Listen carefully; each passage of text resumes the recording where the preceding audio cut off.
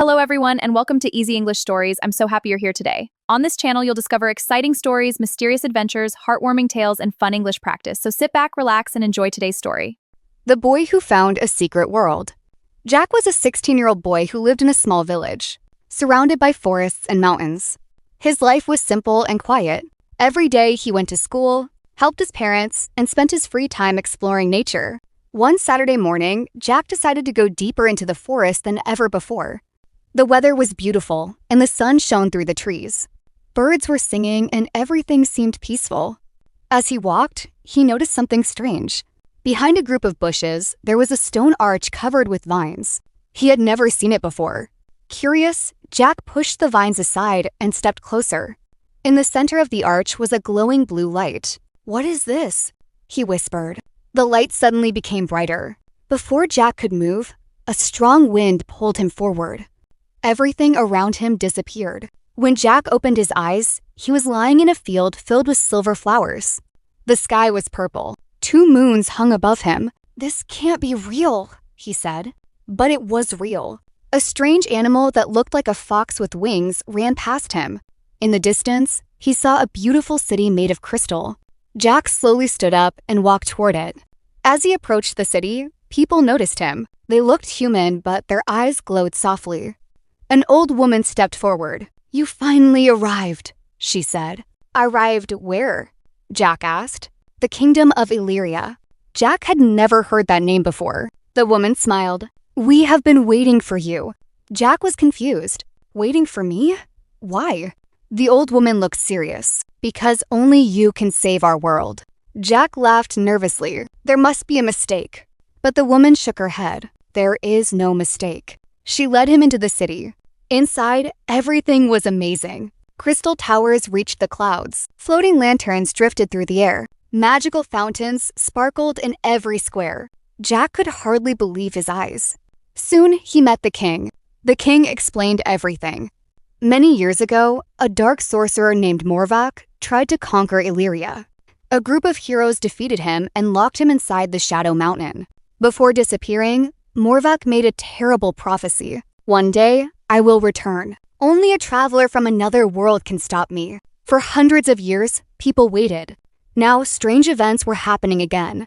Dark creatures appeared at night. Villages disappeared. The Shadow Mountain was awakening. And Jack had arrived. The king believed he was the traveler from the prophecy. Jack did not know what to think. He was just an ordinary teenager.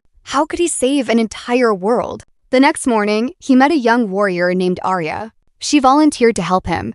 Together, they began their journey. Their goal was simple: reach the Shadow Mountain before Morvac escaped. The journey was dangerous. They crossed giant forests where trees moved during the night. They sailed across a glowing sea filled with mysterious creatures. They climbed frozen mountains where icy winds never stopped blowing.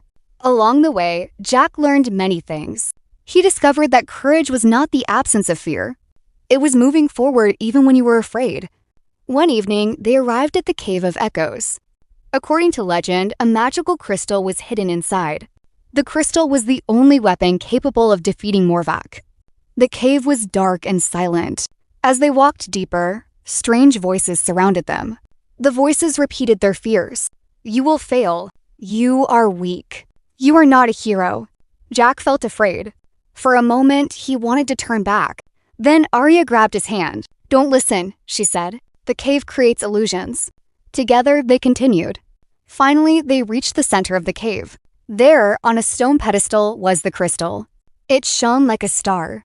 The moment Jack touched it, a powerful light filled the cave. Visions flashed before his eyes. He saw Morvac escaping.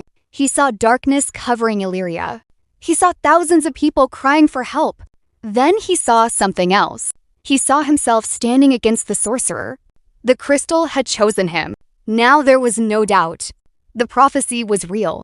Several days later, Jack and Arya reached the Shadow Mountain. Dark clouds covered the sky. The ground shook beneath their feet. They entered the mountain. Inside, rivers of fire flowed through massive caves. At the very center stood Morvac. The sorcerer was tall and terrifying. His eyes burned like red flames. "So," Morvac said, "the traveler has arrived." Jack held the crystal tightly.